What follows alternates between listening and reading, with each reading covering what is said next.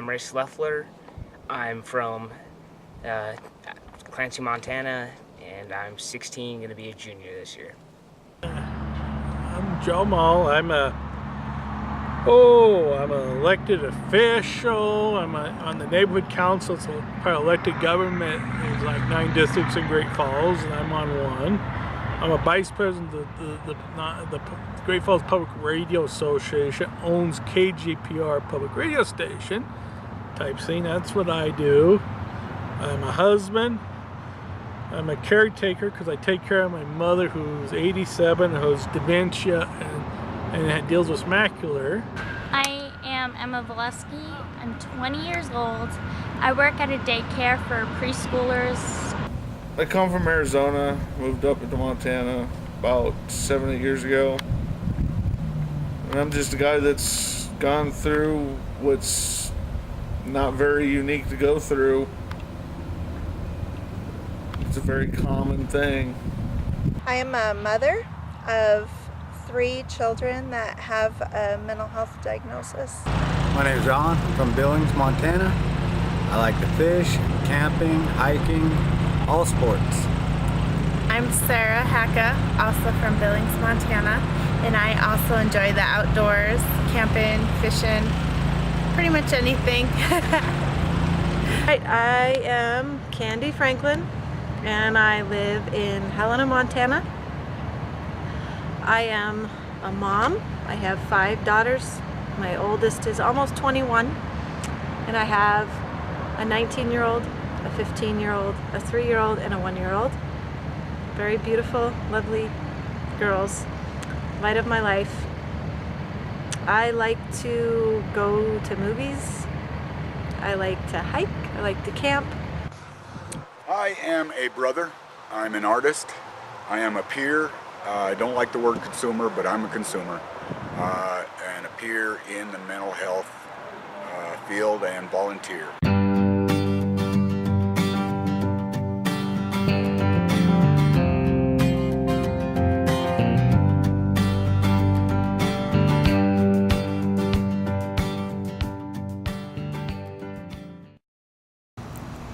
While growing up with my dad, he had bipolar disorder.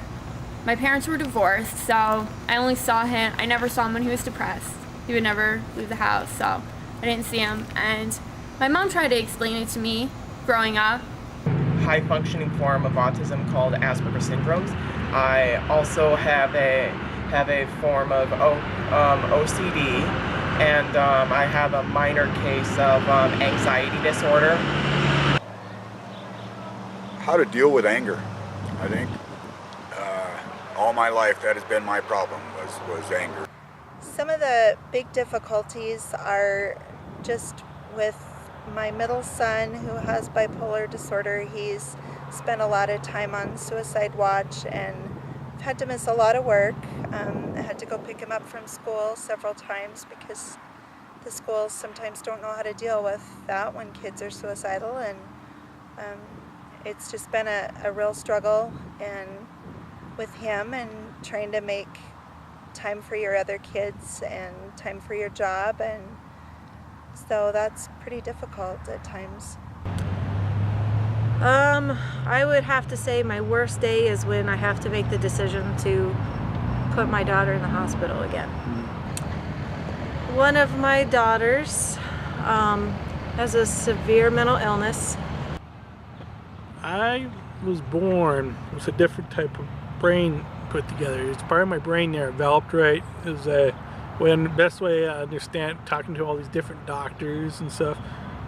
And the mental problems I got is due to the different brain structure I was born with. I also cannot, part of my brain can handle sight nerve developed right. So I have no eye and hand, hardly any eye and hand coordination. I have bipolar 1.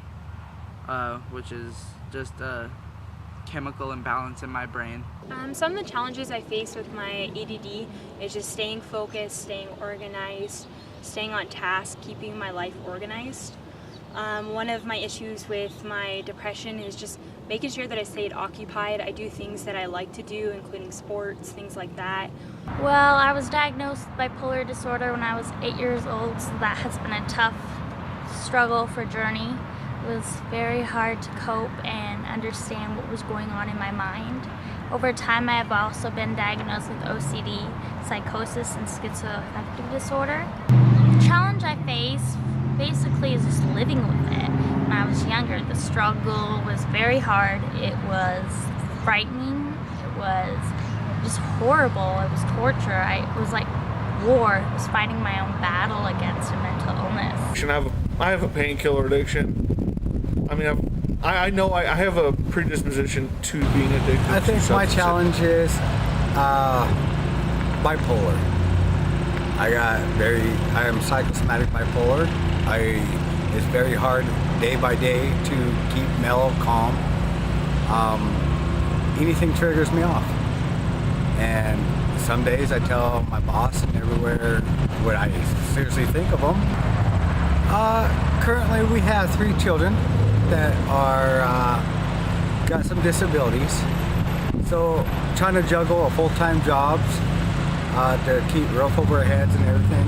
Plus we got to deal with their issues, which at times is stressful. And just with his Asperger's, it makes him really socially awkward, and he stands out. Just when you think you have it, it kind of gets frustrating sometimes because he'll just do something completely out of the normal, and you have to be really patient with Ronnie. But in the end, it's really rewarding because he's full of hugs and full of life, and just he's a great kid.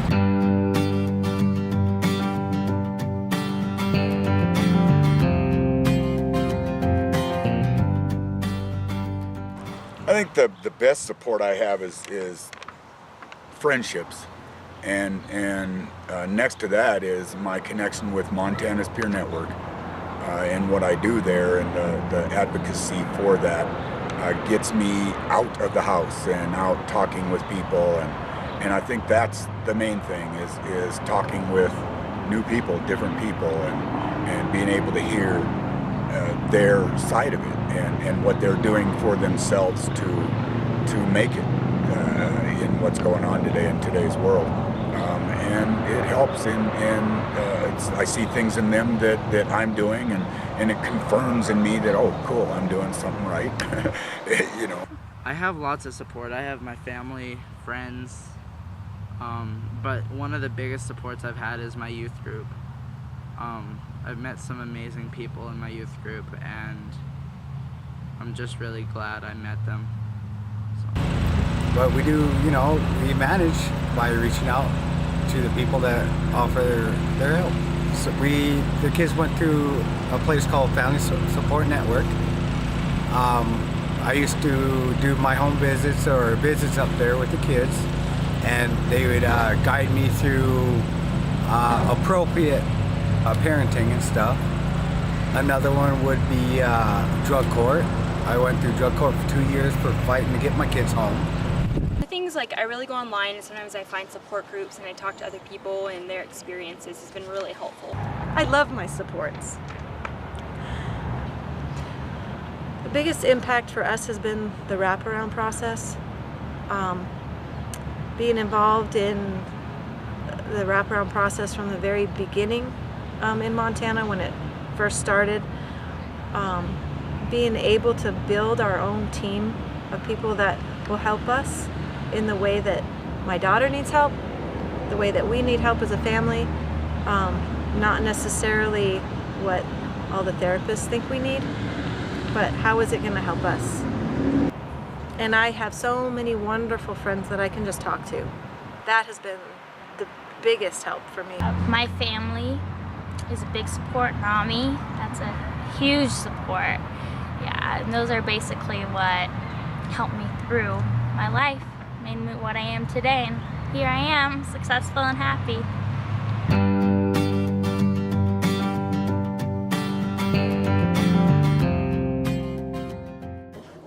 I have my parents, I have the whole family support, and got family friends too. Believe in the impossible. And I mean that, I don't mean that as in, oh, I can overcome or something like, no. I mean that as in believe in anything you want to believe in. you? Well, speaking, it gives me the opportunity to spread the word that stigma, you can fight it. And it just helps me by giving me the opportunity to say what is on my mind and tell my story, to give others hope about their mental illness and their struggles. The most important thing that I learned in recovery is, as I guess I can't say it enough, was that the wraparound program was there for me, and that we were all on the same page. And once a child had understanding that he could choose, you know, what happened and that he had a say in his recovery, was the best thing ever. And that's the beauty of the self-help stuff that's happening right now with RAP, with Recovery International, with SMART. It's offering self-help tools that do promote confidence and self-respect. And that's the biggest thing for all of us that are, I mean, we're all scared to death. I would recommend, if you're unsure about something, ask someone. Get some information. That's what we got on the internet. We looked up the disease, or his diagnosis. We read all about it. So, and it's looking for pointers, what to do. Just have patience. There's tons of resources and people to help you, because we didn't know what we were getting into in the beginning, and we just asked around, and there's tons of people going through the same thing. I would say to try to meet them where they're at and appreciate the times that you have together, and take it one day at a time. And as far as what I do and what I've been trained to do in recovery is I'm trying to get back to my community and stuff and say, hey, there's a better way we can go. We learn the recovery, and maybe we can learn to go back and do some kind of work in the community, doing different kinds of jobs, because if we can show them, basically say, hey, once we get our own problems and the recovery and under control for ourselves, then we can work a little part-time, and that will make mainstream society happy and say, hey, we're not someone that's lazy. The best thing you can do is reach out, ask for help. That was the hardest thing for me to do, was to decide that I was ready to accept help from other people, not try to do it all by myself. I would advise other people to just really not be afraid to reach out and tell people what's going on in your life. I know there's a lot of stigma associated with mental illness, but there's a lot of us out here. There's like 1 in 5 people that have a mental illness, and everybody's literally affected by this. Everyone has a family member or friend that struggles, and so there's lots of us out here, and don't be afraid to say what your struggles are, and there'll be people there to help.